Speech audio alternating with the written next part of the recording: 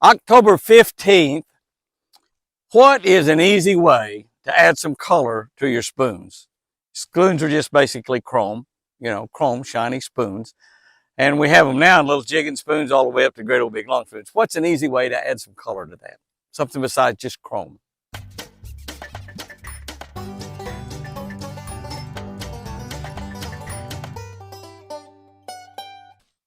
Good morning, guys and girls. Good morning. October 15th, reading from a Catch a Better Life book on the Catch a Better Life channel on YouTube as well as Facebook. It's on Facebook on Jimmy Houston Outdoors channel on Facebook.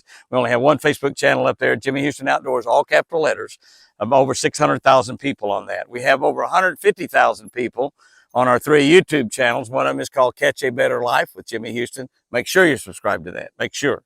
It's the very best channel on YouTube, the most important channel, maybe not the best, the very most important channel on YouTube because it will change your life for the better. Jimmy Houston Fishing, a YouTube channel where it's just all fishing, that's it. And then Jimmy and Chris Houston's Twin Eagle Ranch. We got about 125,000 people on that. Today in the Catch a Better Life book, we're reading from 1 John 3:18, and it says, "My little children." That's what God's calling us here. "My little children, let us not love in word or in tongue, but in deed and in truth." Let us not just talk about it. Let's walk the talk. That's what it's saying. Here's what I wrote about it in our Catch a Better Life Daily Devotional. You get this book at jimmyhouston.com, Hobby Lobby, Books A Million, Barnes & Noble, just about anywhere books are sold, Bass Pro, Cabela's. In the fall and early winter, bass can be really easy to catch. They can be difficult too, I'll admit that, but they can be very, very easy. Generally, we can crank small square bill crankbaits or medium diving crankbaits and whack them, especially when they get up on the bank chasing shad. Obviously, we simply use a shad-colored bait. Another super technique is stroking lipless crankbaits. You know what I'm talking about there? A lipless crankbait, like a Hail Mary, a hot spot, rattle trap, these type baits. Stroking that bait. You know what I'm talking about when I'm talking about stroking a bait? Here's the deal. We let that bank fall on tight line. Cast it out there a long cast. Let it fall on tight line. Keep your line tight because a lot of fish will hit it. Don't use the lipless crankbaits that tumble and fall and get all tangled up in your hook. Use a lipless crankbait that will fall and wobble as it goes down, but it will stay right side up. That's the kind you want to use. Make sure you got that kind of lipless crankbait. Let it fall on tight line, and then as it gets down there a certain depth, however deep you want it, stroke your rod tip up real high and then let it fall again. Stroke it up and let it fall again. It's a great technique. This dropping and stroking action really catches a lot of fish. A lot of times if they hit it when they fall, you'll feel them. You set the hook. If you don't hit them, next time you stroke it, you catch them. You set the hook on it.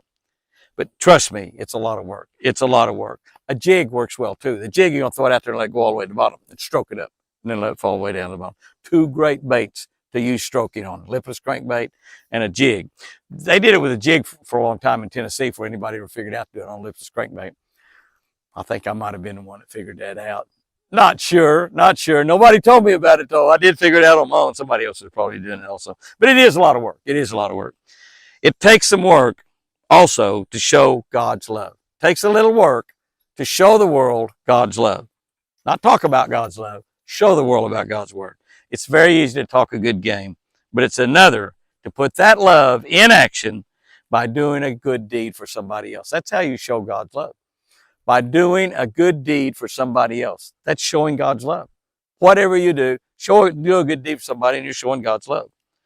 In this day and time, it's so much easier to just give them a little money and let somebody else do the work. Oh yeah, here, I'll write a check for that. Here you go. I sure want to appreciate what y'all are doing out there. I really want to support it. Here's some money. How about showing up Saturday and helping us? Can't do that. I've got something to do Saturday. I'm all tied up on Saturday. Boy, I'd like to be there, but I can't.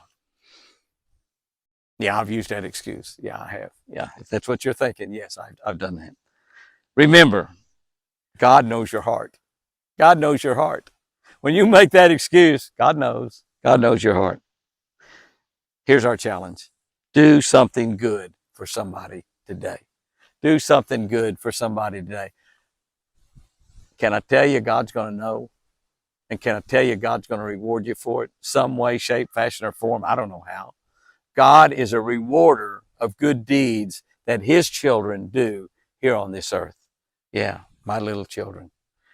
Let us not love in word or tongue, but in deed and in the truth. Let's do something good for somebody. Watch what God does for us. We don't do the good to have God do something. He just rewards us for the kind of little children that we really are. All right, we was talking about adding color to spoons, metal spoons, spoons. Not spoons you eat with, spoons you fish with. Add mylar reflective strips of red or yellow to enhance the color on spoons. Little mylar strips, they've got strips that are adhesive. You can just stick them on there, peel one side off, stick them on there. You can also add some strips if you want up around the split ring. Just put some strips of mylar on there. That adds some color too. You're sort of making a little bit of a skirt out of that spoon. Both situations work good. Guys and girls, go out there and have your great one today. And remember, I sure do love you.